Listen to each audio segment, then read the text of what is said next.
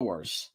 After 5 years of doing this program once a week, balancing a 60-hour work week job, I've decided to do the program 5 days a week, 1 hour a night, taking a significant pay cut.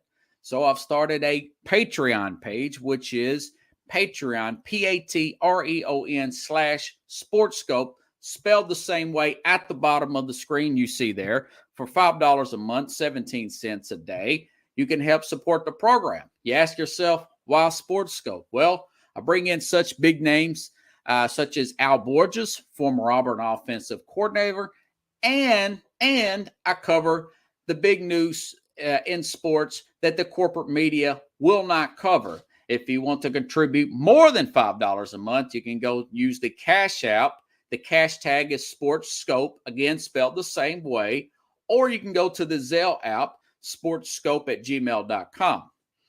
SportsScope has about 5,000 followers and growing. If you want to advertise on the program, you can email me. The word is SportsScope, spelled the same way again, @gmail.com.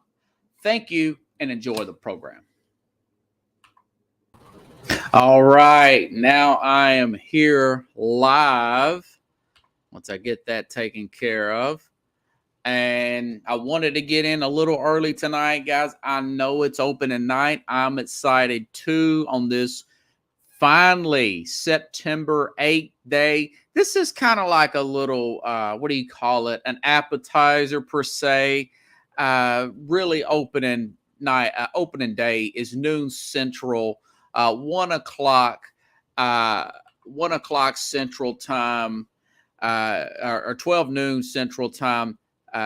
11 Pacific or Mountain Time, and of course 10 a.m. 10 a.m. on Pacific Time when the ball kicks off. That's really the start of the season, even though this game will count. The NFL done a really good job getting their. See, the NFL, this is why they make all these billions and billions of dollars, is because that the NFL don't always have it right, but they always get it right. Unlike a college football, where you might see 3 on a lucky year, Pickles. You might see 5 watchable games. I like to watch Alabama and Tennessee play at the SEC and LA, but I don't want to see them open the season after a long summer wait. I do not want to see them play Sam Houston State, Savannah State. No, you want to see the big boys play right off the bat. And from most of what I've read, this Buffalo team is most people's calling for this to be the Super Bowl. It's kind of like NASCAR, right, Pickles? You have the Daytona 500. It's grand. It's huge. It's in February. Football's done. Basketball's still kind of in the NBA. And then college basketball, you're still a few weeks away from March Madness, so it's still not really no sense of urgency. And baseball, they may have pitchers and catchers at that point. But what else do you got? So the NFL, kudos to the NFL. So that's why I wanted to start this program a few minutes early on this particular day. I know it's a special day. It's kickoff. 2 really big name teams here. I wanted to be fair with my predictions since the season started today. I told you I thought that this Rams team will be about 12-5. I think they'll finish second behind the 49ers in that division. Yesterday, we talked about the fact that no team in the last 10 years that's had the hardest schedule, not a top schedule, the hardest schedules won a Super Bowl. I think there's something to that. The last team to go back-to-back Super Bowls and win was New England in the early 2000s, but it was just a few years ago that Kansas City did go back. Now, they lost that second Super Bowl, so they're not out of the running by no means. But I did want to talk about the Buffalo Bills right off the bat. So you have my prediction for the Bills and what they're going to do as far as the regular season. Now, tomorrow, we've talked about this, but I want to clarify. We'll clarify this with Carlos Mad New Yorker. I'm going to finish up the AFC South, Nashvilleians, and the AFC North, and finish up my predictions tomorrow. And I'll give you my Super Bowl pick, MVP, Defensive Player of the Year, and Carlos will come on around 20 after, and we'll probably just finish the show in that type of fashion where we're going back and forth, comparing notes as to where we're at. Good little debate going on there. Okay, so Buffalo had a really good offseason. For those of you who don't, just give you a refresher. Got to tell you the good and the bad. They ended the season with a could not get a stop there. Was it 13 seconds? Kansas City in dramatic fashion goes down, scores the touchdown, and the overtime touchdown. And now people are now the rules change where both teams get an opportunity because the way that game ended. My thing is, you know, defense and special teams are still part of the game. Defense and special teams are still part of the game. And I know it's all about marketing and making money, but I was really okay. Don't tell nobody this. I was really okay with just sudden death because, you know, just get the stop, man. Just get the stop. And then you get your team the ball back, okay? And I understand the studies say otherwise, that 85% of the time the teams in the playoffs that got the ball first won those overtime games. Well, you had 4 quarters to get it right. You know, that's life. Nothing in life's fair. Nothing's free. Like Ray Charles said, nothing in life is free. Like his mother said in that movie, a great performance by Jamie Foxx. Nothing's free in this world but Jesus, no matter who tells you what, even the United States government, nothing's free but Jesus, right? Right. And life is never going to be fair. There's some people born ahead of me. And there's other people in other countries that were born. I hit the lottery being born in this country, you know. So it's to Buffalo. Buffalo does seem to be a team that's cursed. You know, your kicker missed a field goal. I think his name was Steve Christie Pickles. So I'm talking 1990. Against the Giants. That was their only close Super Bowl. Remember, this team went to 4 Super Bowls in a row. And I want to say that was the first one of the 4, if I'm not mistaken. Or it may have been, I think it was this one. Yeah. Missed field goal. Bill Parcells and Bill Belichick get their second Super Bowl there as the 1-2 tandem there.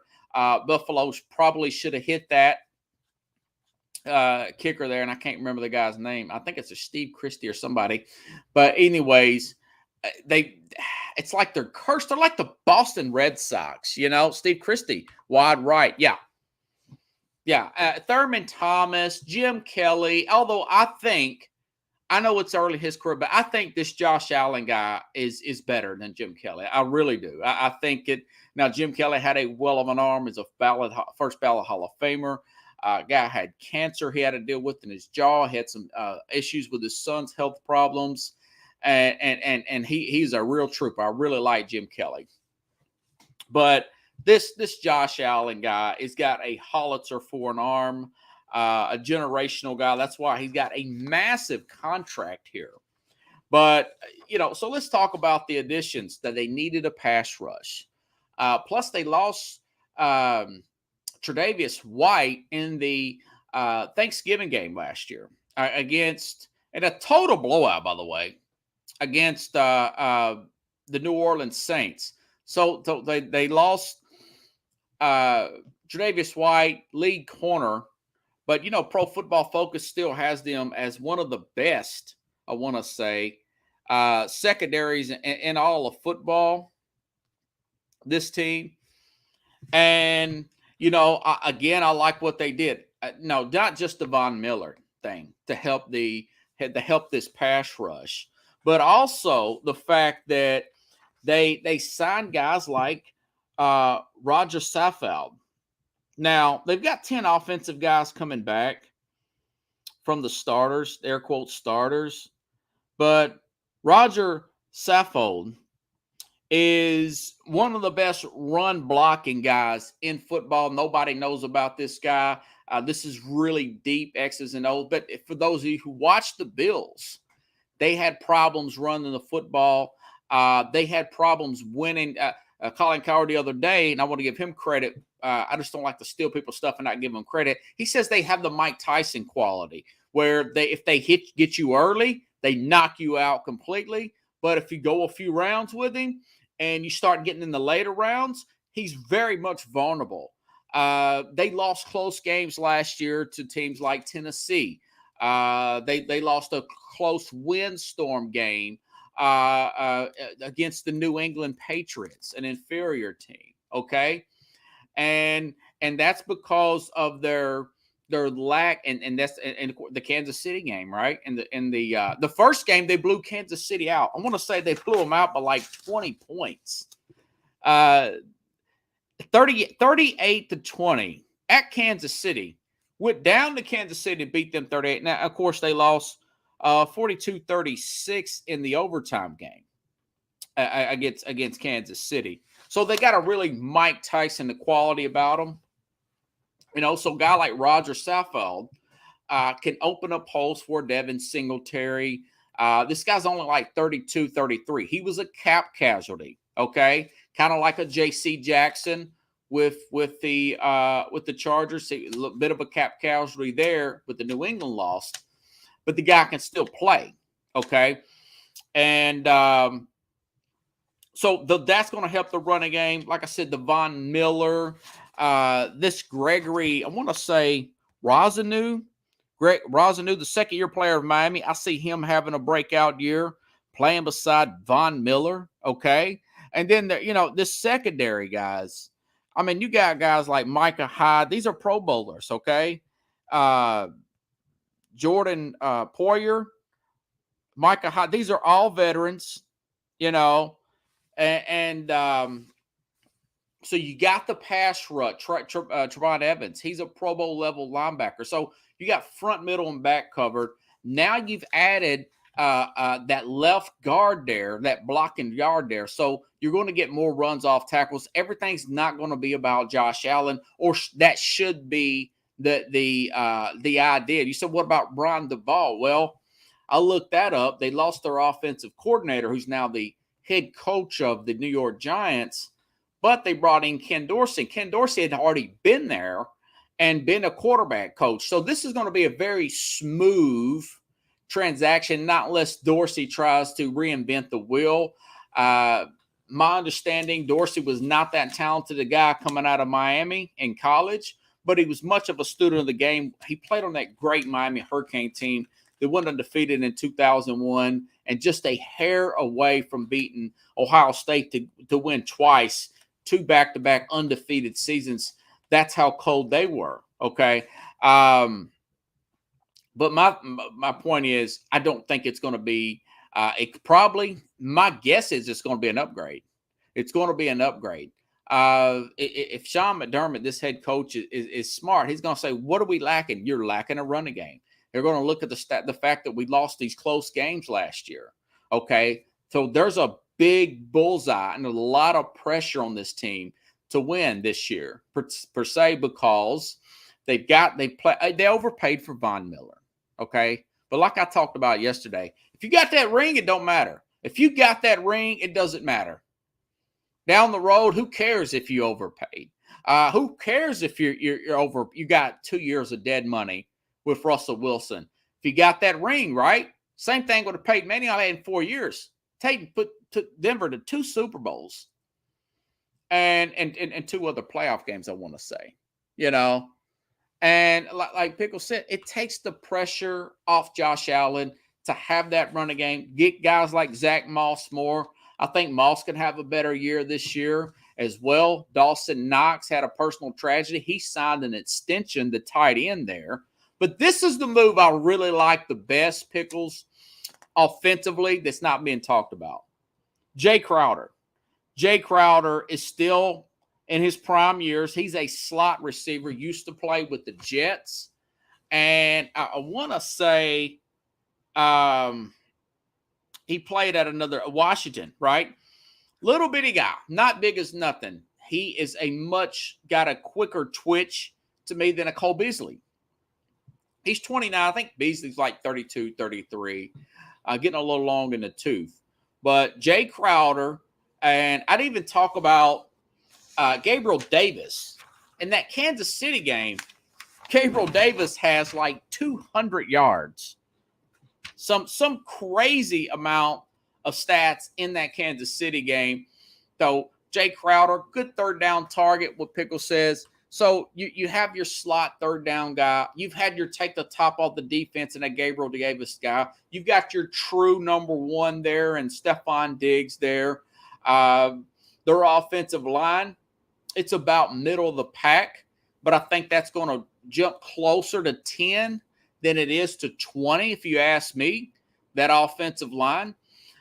So you're looking at offense, defense, special teams. I know they had the issue with the punter. Brett Kern is out there. I don't know who they signed. I didn't catch who they signed at punter, but I think they'll be okay. All right. And, I think that, he had like 40 fantasy points, Gabriel Davis. Pickle says I had him in fantasy at 3 touchdowns. Yeah, he was way up there. He was the top go-getter in fantasy. And this team is 2.5-point favorites tonight, and I'm okay with that. Even though this team's won the Super Bowl, they've got Allen Robertson, but they don't have Van Jefferson, talking about the Rams. And Bobby Wagner, the defense is going to be better. But no Beckham, no Van Jefferson, and Buffalo will have more fans there. This is going to be an additional home game for Buffalo. I was reading about it all day today on the internet. That and Queen Elizabeth's death, rest in peace, 96 years old. She had a good run there. But that was what I was reading off the internet. Buffalo and the Buffalo fan base, that they call themselves the Bills Mafia. I'm out of Nashville, and I drive downtown. When they were here for Monday Night Football last year, man, I saw Buffalo fans everywhere, jumping up and down on buses, chugging beers out in the park. All that you think is what they were doing. Having a good time. I know it could be awful up there in wintertime up in Buffalo, New York. So it is, and plus with Tre'Davious White out tonight, they could lose this game. And Saffold, by the way, here's another nugget for you. Roger Saffold is a former Ram. He's a former Ram, okay? And then he became the Titans, and now he is with the Bills, okay?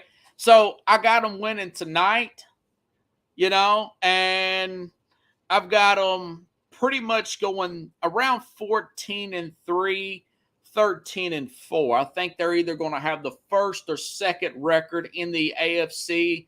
I'm leaning on them probably having a 1 seed. Now, looking at their schedule, it's really tough early. Listen to these teams who had a winning record last year or a playoff team the year before that. The Rams, next week, they got to home and play Monday night. They've got 2 primetime games 2 weeks in a row. They play against Tennessee next Monday night at home. Then they got to go down to Miami. Now, Miami, they handled Miami pretty well last year. I think Miami will give them some pushback this year. But I think they beat Miami like 35-0 last year. And they knocked Tua out of the game. And that was in Miami. They wanted to show what time it was. Because they lost to Pittsburgh last year in opening week. So they could lose tonight. I think they're going to win. I throw a few dollars on them. Nothing major. But okay, so they're scheduled. They got to play at the Rams, where I think will be another home game. Tennessee on Monday night. Short week, got to go at Miami. That's going to be tough. I think they'll slide past it. At Baltimore, October 7th, Pittsburgh at home. And when they got beat by Pittsburgh before, then at Kansas City. So that is 2 out of that first 6 games. If they can go 4-2, that would be a miracle. Okay? If they go 4-2 there, 3-3 at the worst. I don't think they're going to go 3-3. But if they go 4-2 out of those first 6 games, they have a bye week on the week of the October 23rd. Still a pretty young team. I think they'll be okay. Then they come home and they play Green Bay at home. I like Green Bay, but I don't like them enough to beat the Bills at home off of a bye week. No, not in Buffalo. Then you got to play at the Jets, Minnesota at home, Cleveland at home, and Cleveland will not have that is just before, I want to say, that Cleveland will have Deshaun Watson back. Now, they got to play at Detroit on Thanksgiving. Detroit's good. They're not that good, you know. Then a week later, play at New England. So they could lose at Cincinnati on January the 2nd. I think Cincinnati is going to be a really good team. So, again, 14-3, 13-4. And let me just say this, even though I haven't broke down the AFC South and the AFC North, I'm telling you right now, this year, Pickles, I don't think the 72 Dolphins have a worry even a little bit. I don't think anybody's going undefeated. I don't think anybody's going 15-1, 16-1, 15-2. I think the best record anybody, most amount of games any team will win is probably about 13. And both especially in like the AFC West, which I'm going to talk about here in a minute. Okay, so I like this team to go far. I'm leaning on just picking them to go to the Super Bowl if they stay remotely healthy, guys. Just if they stay remotely healthy. Next team, staying in the East, the Dolphins. Okay, now this Dolphin team, you remember they fired Brian Flores, even though he had 2 winning seasons in a row. He had a lot more to it. He had a fallout with he bumped heads with Chris Greer, the general manager there. So it was not just the fact that the owner was Stephen Ross had an issue. It was more about him and the general manager, from my understanding. And then, of course, the little Brady thing, they kind of worked that in there as well as a backup. So they brought in this, I want to say, Mike McDaniel here from the 49ers. And young guy, going to run that zone block and running scheme. Remember, they had one of the worst offensive lines. Pittsburgh, Chicago, and Miami had one of the worst offensive lines in football. Like last year, for instance, when they played at Tennessee beat them 34-3. Totally manhandled that offensive line. Now, they did get Terran Armstead there, the left tackle we talked about yesterday. They got him from the New Orleans Saints. So that's going to help. Made that big trade there for Tyreek Hill, which I thought was crazy. I do think that they're going to look really good early. I think they're going to beat New England on Sunday by all means. But I do want to mention this. Byron Jones is going to be out for 4 games. That's the other corner opposite of Xavier Howard. It's a bigger deal for a team like Miami because they don't quite have the pass rush of Buffalo. And let's face it, they don't quite have the quarterback of a Buffalo or a Kansas City, even though he's gotten rave reviews. Tua has been named one of the captains. What is that with captains, by the way, Pickles? I've read one team has like 8 captains. Okay, it's usually 1 or 2 captains, all right? 1 for the defense, 1 for offense, and really it's just 1 captain. What do you got to have 8 captains for? So, but one of the captains, Tua was nominated, voted to be a captain there. Now, the offense, I want to say that they had a pretty good offseason. Other than that, I just gave you Terran Armstead. Lost Devontae Parker. They've got a 10 offense, 11 defense. Now, you got Jalen Waddle there. Mike Gesicki, Beer Man is what we call him. My dad would call the guy Beer Man. Got him over there at tight end. This team was going to have a better running game. I think Tua's going to have a better season under him. They were 9-8 last year, right? And so I think they're going to be tough early, but they'll be tough early, meaning against New England. They got to play at Baltimore in week 2. So they beat Baltimore last year, but now Baltimore's fully healthy, and you got to play at Baltimore. All right? So we're going to find out how quick that Tua can get rid of the football with that Baltimore pass rush and that secondary at Baltimore. So I think they'll probably beat New England in September and hot Miami opener.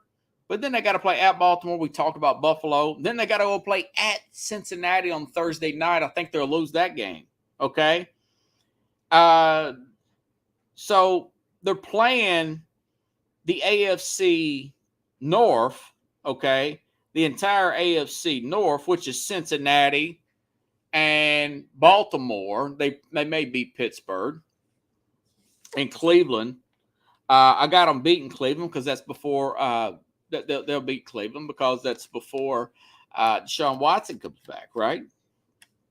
But then they got to play at the 49ers, at the Chargers, Green Bay at home, even though I got them beating Green Bay, and then at New England.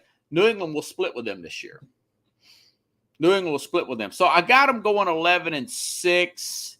I'm going to have to look really hard at the both AFC North and South. They have a good shot to get that final wild card spot. I will tell you that. Okay. I will tell you that right now. They got a good shot at that final. Remember, there's 3 wild cards, not 2. There is no bye for the second seed. There's only a bye for the first seed in the AFC. So they have a really good shot there at a wild card 11-6. That's not really a hot take. I mean, you've upgraded probably at coach philosophy as far as scheme wise anyways. And you've got a lot quicker at wide receiver. And you've got better at offensive line, which is crucial. Now, they didn't really do much to help their pass rush. And the fact that they have their second corner out for that first month, they're not going to set the world on fire. And Pickle says Lamar's playing for a contract.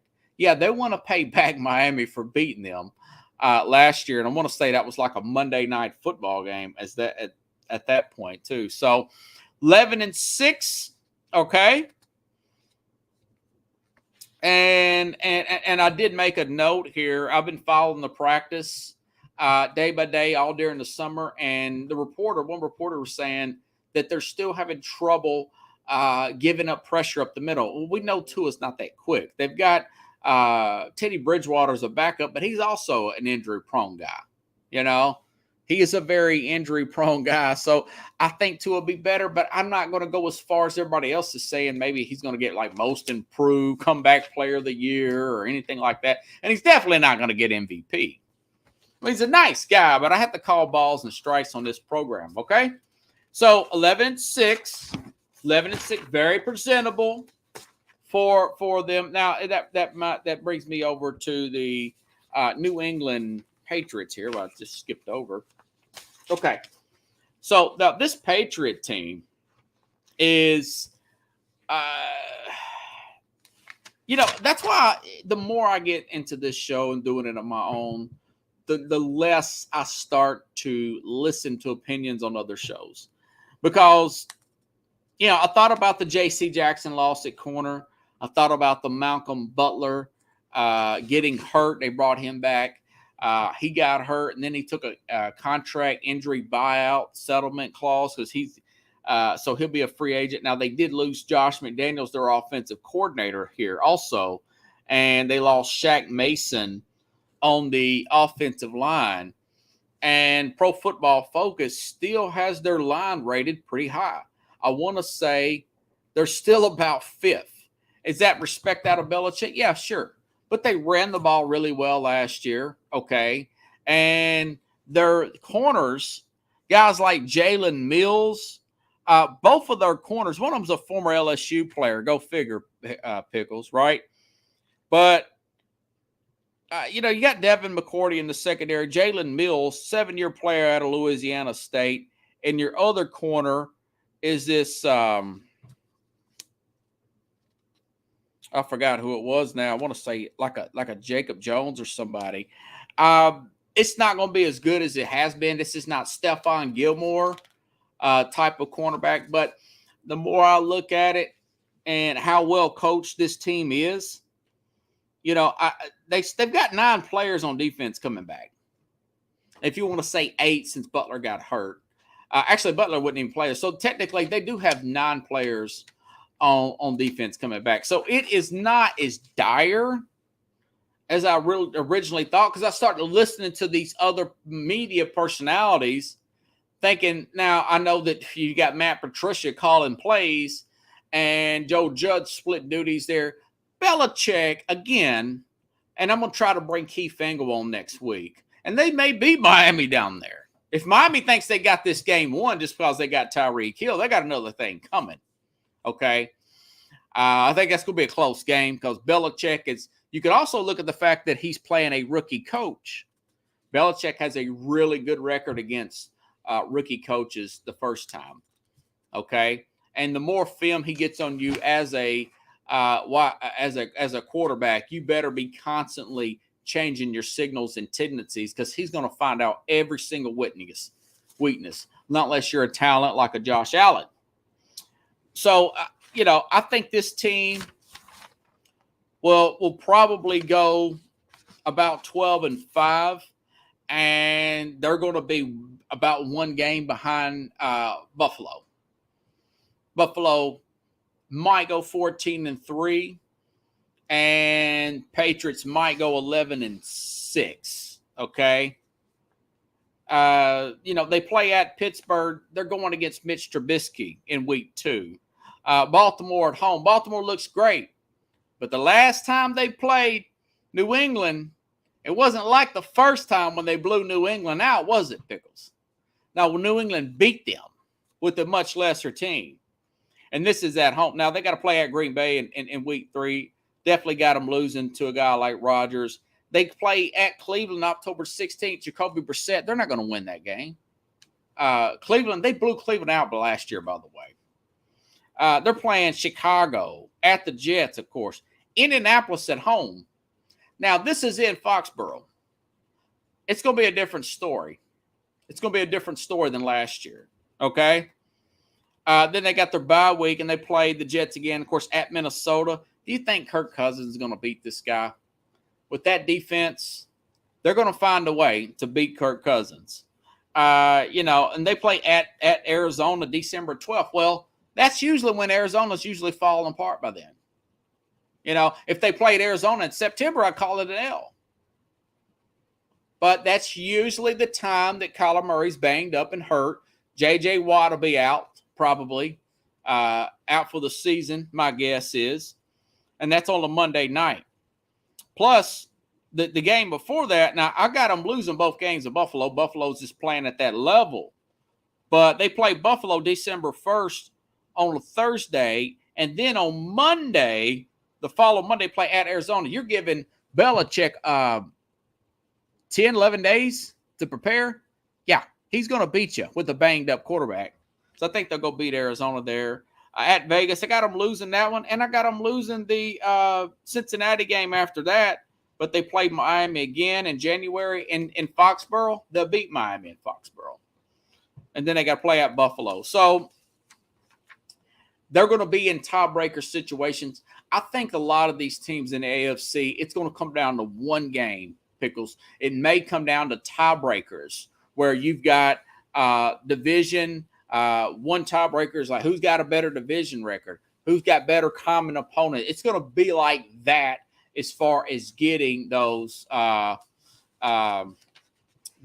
things situated. Yeah, and Pickles says first touchdown Buffalo. So I've already guys, I thought about this when I made these arrangements, but this is the best I can do. This is the best I can do.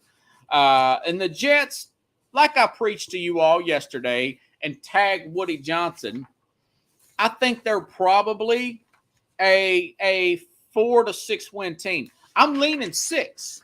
I'm leaning 6 wins. It's not out of the question that the Jets, with their revamped defense, that they could beat Baltimore in week 1, even with Flacco at quarterback, because it's at the Jets. A lot of these underdogs play way over their head in week 1. They don't know they're bad. When you're Tennessee Titans, I want to say they got the number 1 pick. They won their opening game against a playoff team in Kansas City about 6 or 7 years ago. So, like I said, I got them winning about 4 to 6 games. I like the draft. Jermaine Johnson, they got him in the first round with Garrett Wilson, Ohio State wide receiver, and Ahmad Gardner at cornerback. Those 3 first rounds, that was part of Joe Douglas working Seattle over in the Jamal Adams trade. So I like that. Now, I know that Mekhi Becton's hurt. You've had that issues with the offensive line. That's my big issue there, So I got them finishing in 4th place. If they get those 6 wins, and here's where we need to see. Here's where we need to see the improvement, okay, from Zach Wilson. Detroit at home on the 18th. Jacksonville at home on a short week, Thursday night game on the 22nd of December. At Seattle on January 1st. And at Miami on January the 7th. It says 7th or 8th at Miami towards the end of the season. Those 4 games, you want to see Zach Wilson make a massive improvement, So, that's my 4th place team, all right? I've got Buffalo first, New England second, breaking a tiebreaker, Miami with 11 wins in 3rd place, and, of course, the lowly Jets and in 4th place. Okay, now, the AFC West. Now, this took me forever this afternoon to go over, and, I'm talking about Denver to start off here. Made the big trade. Again, probably those last 2 years with Russell Wilson's contract, it's probably not going to be good for Denver fans, okay? But if they can get to the Super Bowl and win it between next year and 2024, 2025 season, that technically, we can count this year, that technically would be 3 seasons. If you could get that Super Bowl win, it was worth it. If you get deep in the playoffs, probably not. But now you have a chance. This team is middle of the road offensive line, according to Pro Football Focus. They do have a really good secondary, one of the better secondaries in all of football. And a lot of young players coming into their own. And here's my thing about them. This team is young. They're hungry. Other than Wilson, of course, the 34-year-old Wilson, got a lot of pass rushers. Remember, they got Randy Gregory also. They got this guy. I think his name is DJ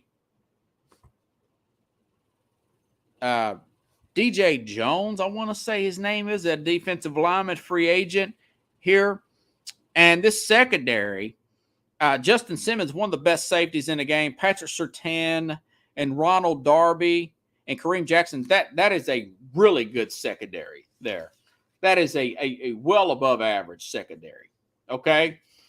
Wilson will, and of course you have Jerry Jeudy, Courtland Sutton to throw through, and Javonte Williams. He was the best running back, according to Pro Football Focus, out of that draft, pre-draft. And you saw some streaks of him last year. Okay, now they've also got a new coach. I get that. They've got this coach here from Green Bay. Now, Nathaniel Hackett's going to bring an offensive scheme there.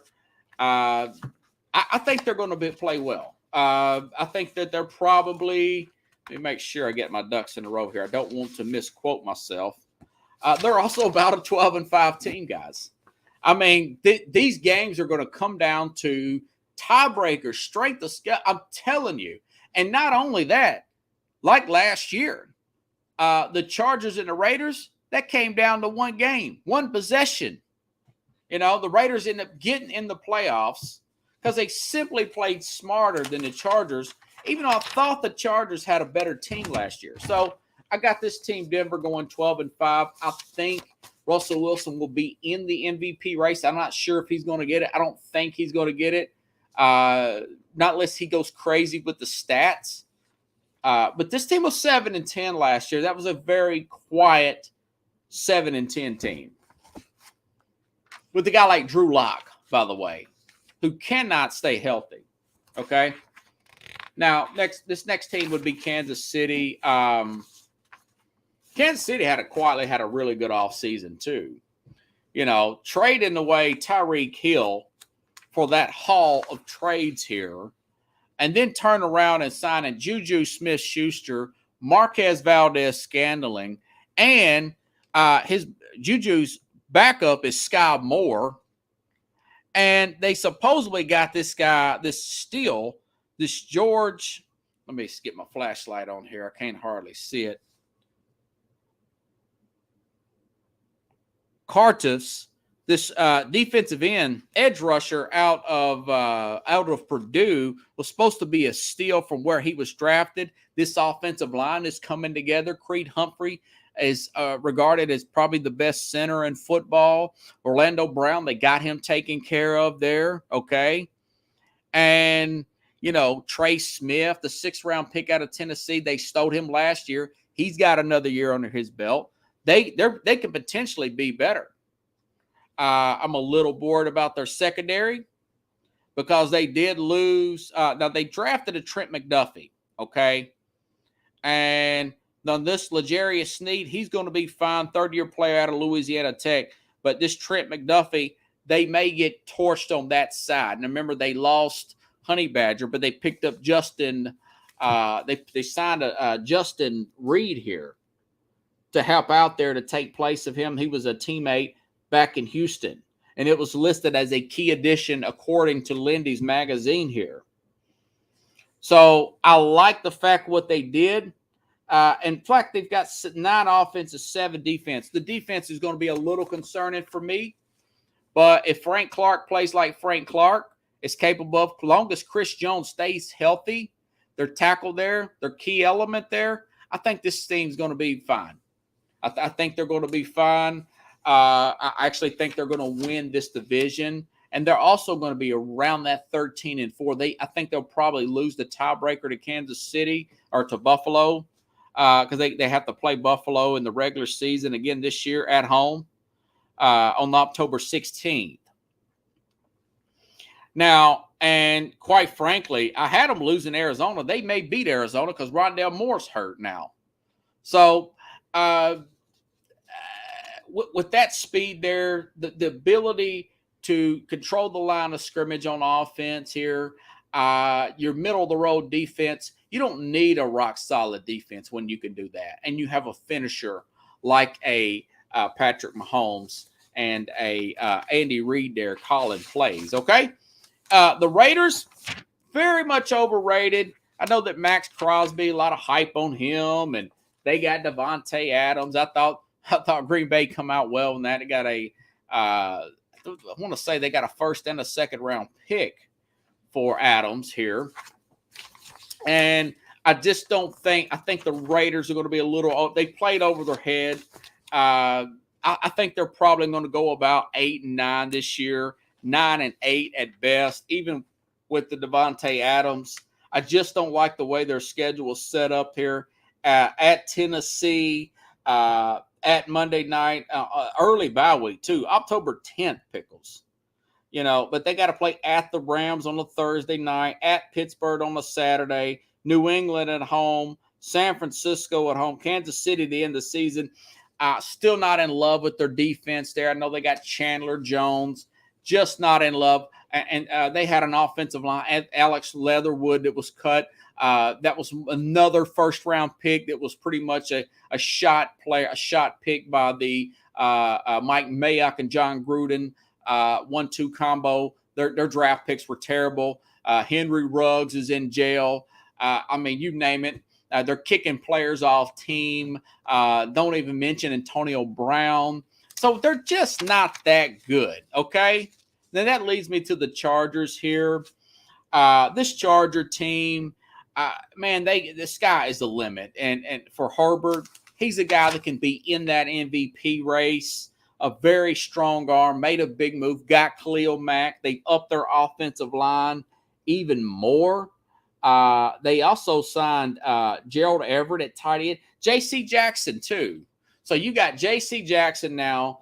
He's going to be out the first couple of weeks, but he's supposed to be back possibly week 2, week 3 with Khalil Mack there, Joey Bosa, Derwin James. Okay, that's playmaker there. Now I mentioned Asante Samuel Jr. He's coming into his second year. Players make their biggest, and Dad was a good corner, right? Used to play for the Patriots. Players make their big step from year 1 to year 2. This team has the potential to get all the way to the Super Bowl. They were 9-8 last year. They blew that overtime game to the Raiders. Lost an overtime game to Kansas City. I think they're going to clean up a lot of that. I don't know how much. They're going to clean this up. But by judging by their schedule, I think they're probably going to be right there with Denver. I think Denver will probably get the higher seed by strength of schedule or something like that. I got them at 12-5 also. Okay. But if they don't make the playoffs, Brandon Staley's fired and they're going to go after Sean Payton. That's my prediction. You've got to make the playoffs. Three teams that really have a lot of pressure to make the playoffs. The LA Chargers, the Miami Dolphins, and winning the Super Bowl for Buffalo. That. Okay? So let's go a quick recap okay, so the AFC East, I've got Buffalo's finishing first, New England second, Miami third at 11-6. The Jets will be 6-11. AFC West, Kansas City winning 13-4. Denver 12-5. Chargers 12-5. Denver wins a tiebreaker, and the Las Vegas Raiders 8-9. Could they flip it around? Yeah, possibly. You know, but it's going to be interesting. It's going to be interesting here. And so I'm rushing through this thinking I'm not having enough time. I got 47 minutes, and I've actually knocked out both of these.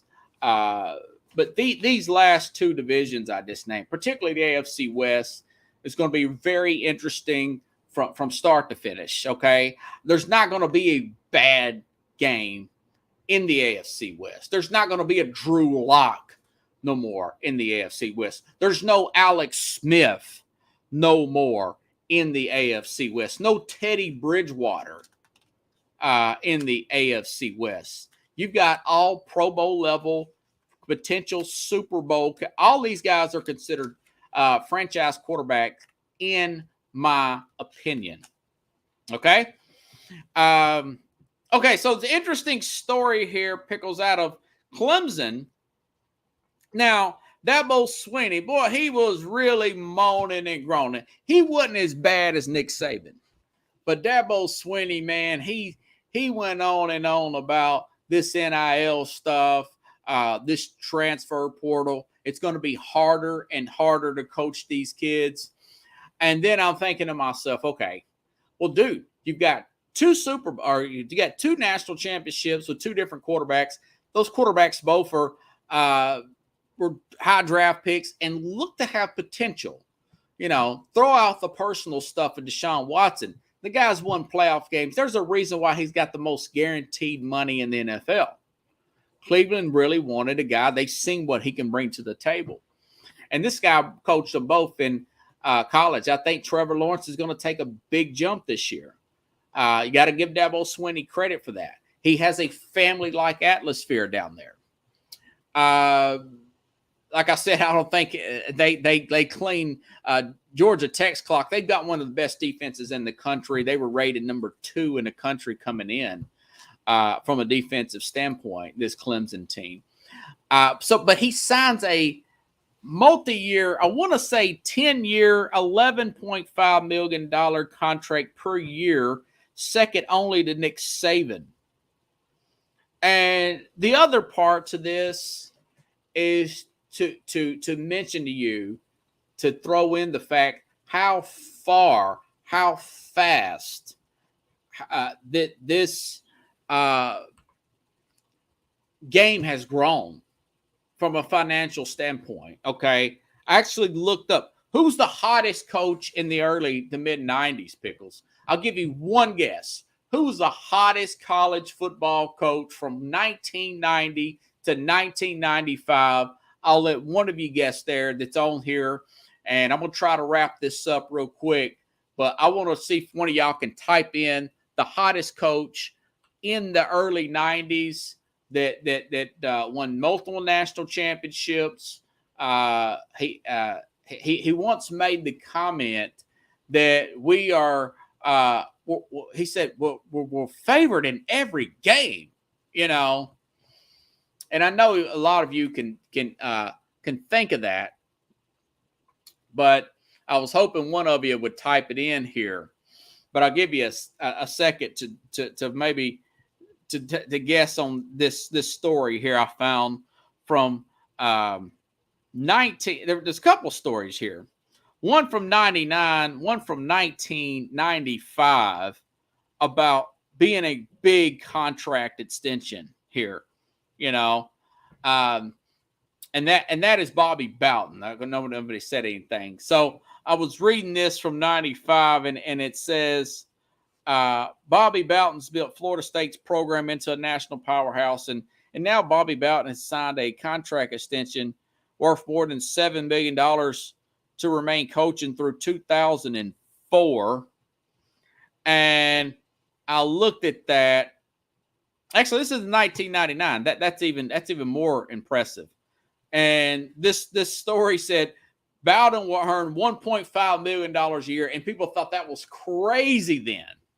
Little over 20 years ago.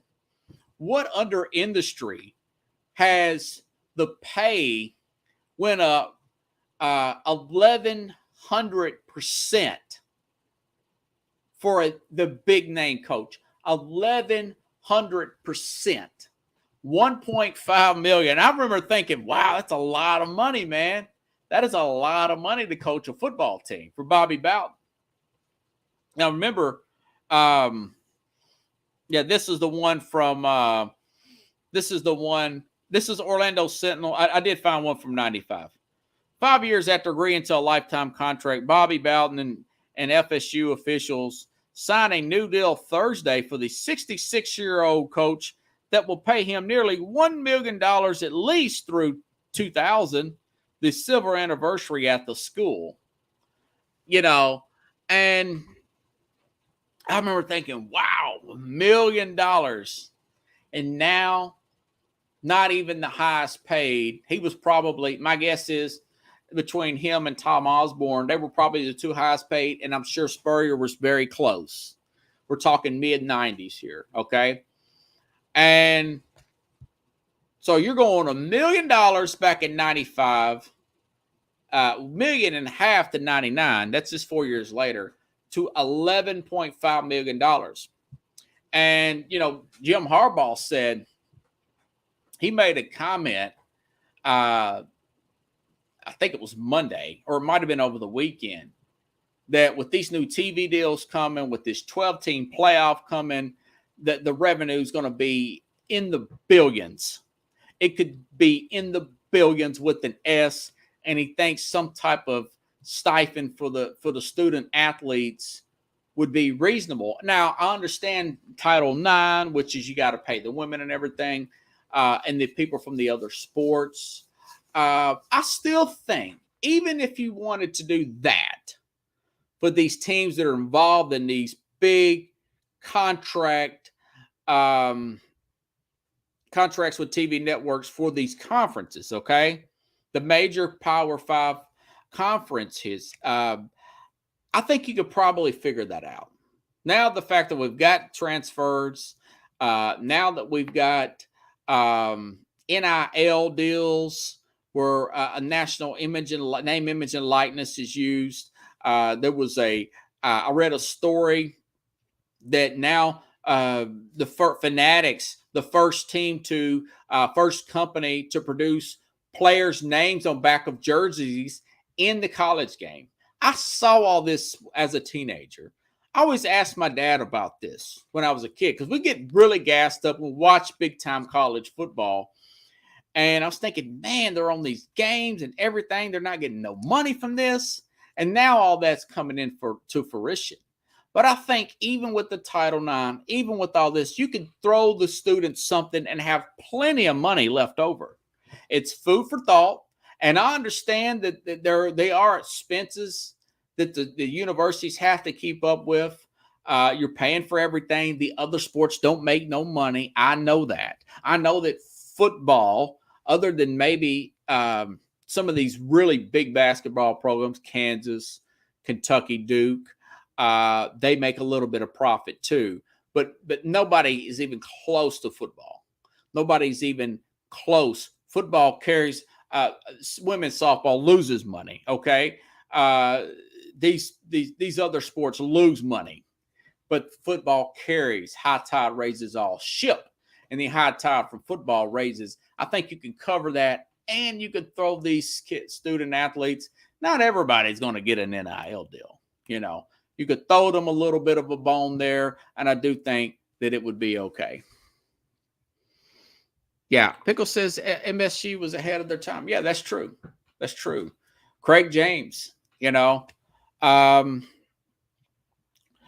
I just think that what other industry? That's something to ponder on. I mean, I worked security. When I first started doing security, I made $7 and something an hour. When I left, I think as a supervisor I made 18, but that was as a supervisor. But it pretty much stayed kind of the same. This industry didn't go up 1,100, 1,200%. That is amazing. That is what an explosion of TV, good marketing, and it's just, and it goes back to the fact that so many people are streaming now and commercial. All these insurance companies know that. All these beer companies, insurance companies, phone companies, Subway, restaurants, they all know that. They know that 18 to 54 demographic. Even myself, I record a lot of stuff. I don't really, I like to stay as current as I can on the game. So you're going to get some commercials where I watch them sometimes. Even the guy that has a DVR.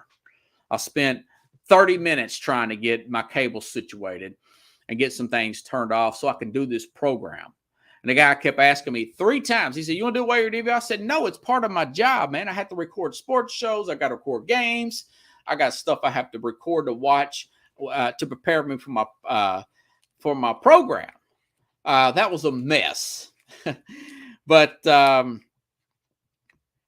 yeah, I was just making me think about it. So that's the root of why people love live sports, particularly football. That's why Josh Allen's worth hundreds of millions of dollars, and Russell Wilson and all these quarterbacks here. So I will be back tomorrow. We'll be talking about the same thing, everybody. We're going to cover AFC North and South. Going to get Carlos, Mad New Yorker, on here. We're going to compare notes here and talk about Super Bowl predictions and MVPs and all that stuff. So again, if you guys like the show, share the show. I'm going to get off here and watch this game here. I'm looking forward to watching it. And again, I'll see you around 7 p.m. Central Time. Stand by, watch your notifications. Maybe I come in at 6:55 Central Time. So have a good night, everybody. Otherwise, I will see you tomorrow here, same place, same time, here on Sports